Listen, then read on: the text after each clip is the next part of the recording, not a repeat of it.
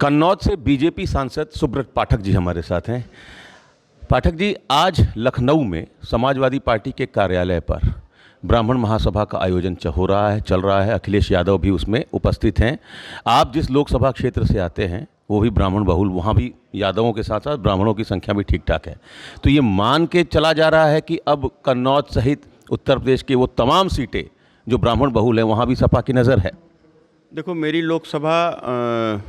लोकसभा जो है वो हिंदू बाहुल्य है और मैं हिंदुओं की ताकत के ऊपर कन्नौज से सांसद हूँ। जाति की राजनीति करने वालों को जात की राजनीति मुबारक हो। इस समाज को बांटना इनका ध्येय है, लक्ष्य है। हमारा लक्ष्य है समाज को जोड़ना। हम लोग अपने लक्ष्य के लिए काम कर रहे हैं। प्रधानमंत्री जी कहते हैं कि जाति तीन है। जाति है गरीब, जाति है युवा, जाति है किसान और जाति है महिला।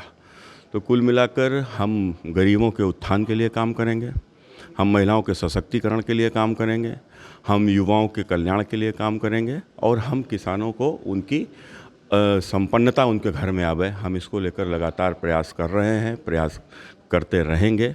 और जिस दिन तक प्रधानमंत्री श्री नरेंद्र मोदी जी ने जो संकल्प लिया है कि 2047 जब आज़ादी के 100 वर्ष पूरे होंगे, हम विकसित भारत जहाँ के ऊपर एक हर प्रकार की समस्या का समाधान हो चुका होगा, गरीबी का मूल रूप से मतलब गरीबी समाप्त हो चुकी होगी, हम ऐसे देश की कल्पना कर रहे हैं और उसके लिए हम लोग सतत प्रयास कर रहे हैं, कार्य कर रहे हैं। मोदी जी ने किया है। महासभा से कोई फर्क नहीं पड़ेगा। नहीं, देखो, आप फिर वही बात, आप जातिवाद से तोड़ोगे, हम राष्ट्रवाद से जोड़ेंगे। हम लोग भारतीय हैं, हम भारत के विकास के लिए, ये लोग भारत के, इन लोगों की राजनीति जब इनको था, आप बताओ, जब आप सरकार में थे, मुख्यमंत्री थे, आप इस प्रकार का सम्मेलन करके उनकी समस्याओं का समाधान करते।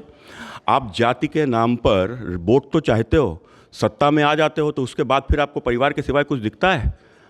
आपको परिवार के सिवाय कुछ भी नहीं दिखता। तो अब आप अगर तब जाति में रह के आप पूछते हैं कि भाई आपकी जात में कितने गरीबों के सर पर मकान नहीं है, हम उनको मकान बनवाए दे रहे हैं। आपकी जात में कितने गरीबों को रोज़गार नहीं मिला है, हम उनको रोज़गार दिलवाए दे रहे हैं। आपकी जाति के कितने ऐसे गरीब हैं इनको यदि इलाज की आवश्यकता है, हम उनका इलाज कराए दे रहे हैं। कितने गरीब ऐसे हैं जिनको शिक्षा की अच्छी आवश्यकता है, उनके बच्चों को शिक्षा की व्यवस्था करा दे रहे हैं। लेकिन पाठक जी, जाति के आधार पर तो आप भी विभेद कर रहे हैं ना। आप कह रहे हैं कि अखिलेश यादव को, सपा के यादवों को, सपा के नेताओं को राम मंदिर के प्राण प्रतिष्ठा कार्यक्रम में बुलाना ही नहीं चाहिए। आपने मेरे बयान को सुना है ना। मैंने कहा वो हर व्यक्ति जिसकी राम में अगाध श्रद्धा है, वो चाहे किसी समाज का हो, किसी संप्रदाय का हो, गैर संप्रदाय का भी होगा, मतलब इट मीन्स अगर मुसलमान भी है, उसको राम को में यदि उसकी आस्था है, आप उसको मंदिर में बुलाइए। लेकिन जिन्होंने सदैव राम का अपमान किया, केवल राम भक्तों के ऊपर गोली चलाकर उनकी निर्मम हत्या की, और हत्या ही नहीं की, उसके बाद में आप देखो आज तक उसके लिए माफ़ी भी नहीं मांगा। और माफ़ी मांगना छोड़ो, कहा कि हाँ हमने गोली चलवाई, ज़रूरत पड़ती तो और गोली चलवाते। तो ये, और फिर क्या उनका क्या नारा था, मिले मुलायम काशी राम, हवा में उड़ गए जय श्री राम। तो मैंने जय श्री राम को हवा में उड़ाओगे? और फिर उसके बाद बाबू कल्याण सिंह जी, उत्तर प्रदेश के जो राम भक्त मुख्यमंत्री रहे उत्तर प्रदेश के, उनके अंतिम संस्कार में नहीं गए, जबकि मुख्यमंत्री के नाते जाना चाहिए था, नहीं जाना चाहिए था। तो इस तरीके से तुष्टीकरण की राजनीति करोगे, एक राम भक्त के अंतिम दर्शन को भी नहीं जाओगे जबकि वो मुख्यमंत्री रहे थे, और उसके बाद कहोगे कि हम राम से हमारी श्रद्धा है। तो हमने क्या कहा, ऐसे राम भक्तों के हत्यारों जिन्होंने आज तक माफ़ी नहीं मांगी और जिन्होंने राम का अपमान किया, और रामचरित मानस भी सरेआम इन्होंने जलवाई, इन्होंने राम को गाली दिलवाई, तो ये ऐसी पार्टी के लोगों को ना बुलाया जाए और तब तक जब तक माफ़ी नहीं मांग लेते इनको बैन कर दिया जाए। लेकिन वो तो बनारस में आके कह रहे हैं हम भी सनातनी हैं, हम मुख्यमंत्री रहते वृक्षों को इज्जत दिए, बहुत सारे पेड़ लगाए, तो हम भी सनातनी हैं, वो तो कह रहे हैं। हमने कब कहा वो सनातनी नहीं है? लेकिन वो इस बात को स्वीकार करें ना। अगर वो सनातनी है तो टोपी क्यों लगाते हैं? क्या कोई एक मुसलमान तिलक लगाए आपको दिख सकता है क्या? कोई एक मुसलमान नेता को ऐसा, मैंने हामिद अंसारी जो उपराष्ट्रपति भी रहे, लेकिन उन्होंने आरती करने से मना कर दिया था। क्यों? क्योंकि वो मुसलमान है। तो आप टोपी क्यों लगाते हो? तो आपकी श्रद्धा नहीं है, आपकी श्रद्धा है वोट बैंक में। आपको जब मुसलमान वोट था तो आप टोपी लगाते थे, आप रोज़ा अफ्तार कराते थे और बयान देते थे कि हम पूजा नहीं करते हैं, हमारी पत्नी पूजा नहीं करती हैं। और आज जब हिंदू वोट बैंक हो गया है, तो हिंदू वोट बैंक हो गया है, आप तिलक लगा रहे हो और कोर्ट के ऊपर पड़ा जनेऊ भी दिखा रहे हो। तो ये क्या है? आपकी श्रद्धा वोट में है, आपकी श्रद्धा राजनीति में है, आपकी श्रद्धा किसी धर्म संप्रदाय से नहीं है, आपकी मुसलमानों से भी श्रद्धा नहीं है। आप उनके केवल वोट की राजनीति कर रहे हो। जिस दिन देश का मुसलमान समझ जाएगा, उस दिन आप राजनीति से नीचे आ जाओगे, आप जो भी हो वो भी नहीं रहोगे। मोहन यादव के मध्य प्रदेश में मुख्यमंत्री बनने के बाद आपके इलाके में जो 10-12 लोकसभा क्षेत्र, वहाँ के यादव मतदाताओं में कोई इसका कोई असर आप देख रहे हैं?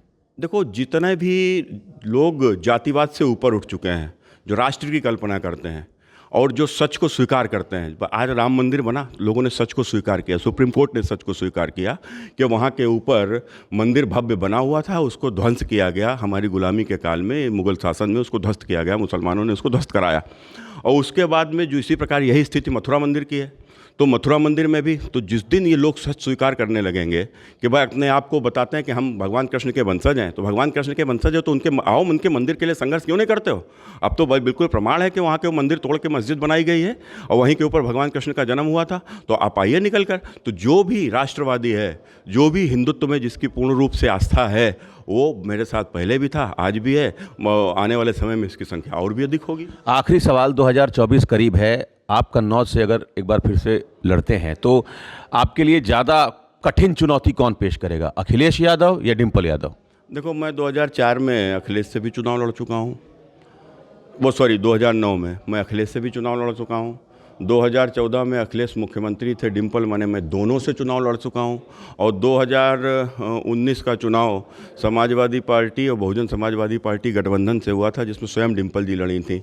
तो अखिलेश जी, डिम्पल जी और मायावती जी तीनों एक साथ मैं उनसे भी लड़ चुका हूँ। देखिए, हम लोग अपने विचार के लिए लड़ते हैं, हम अपने राष्ट्रवादी सोच के लिए लड़ते हैं, हम अपने हिंदुत्व के लिए चुनाव लड़ते हैं।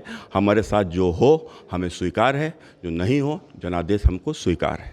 चलिए, तो कन्नौज से सांसद सुब्रत पाठक जी का ये कहना है कि जो भी सनातन पर भरोसा रखता है, श्रद्धा रखता है, वो राम मंदिर के प्राण प्रतिष्ठा समारोह में सादर आमंत्रित है, लेकिन वो लोग जिनकी भगवान राम पर श्रद्धा नहीं है उनको इस समारोह में नहीं आना चाहिए। अखिलेश हों या डिम्पल हों, उनके सामने कोई भी चुनाव लड़ ले, इससे उन पर कोई फर्क नहीं पड़ता। Amit Singh, TV9 UP, Varanasi.